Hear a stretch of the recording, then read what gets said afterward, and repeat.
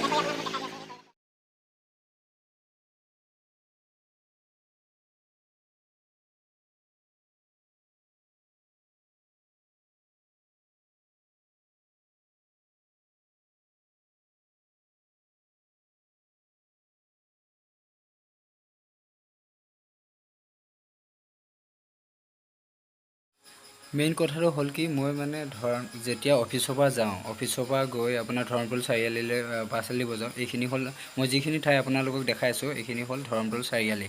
এই চাৰিআলিটোত মানে অলপ জিৰণি লওঁ, ইয়াতে চাহ পানী অলপ খাই লওঁ মানে, তাৰপৰা আৰু পাৰ্চেল ডেলিভাৰ কৰিব যাওঁ মানে। গাইজ মই মানে কিয় এনেকৈ ভইচ ৰেকৰ্ডিং দি আছোঁ, মোৰ মানে মোবাইলত যিহেতুকে মই ভিডিঅ'বিলাক কৰি আছোঁ, চ' মোক ভইচ কোৱালিটি তাত ইমান এটা ভাল নাহে, চ' চাউণ্ডবিলাক হেৰি হৈ থাকে, ভালকৈ শুনা নাপাব বুলি, আৰু বেকগ্ৰাউণ্ডৰ চাউণ্ডবিলাক আহে মানে বেছিকৈ।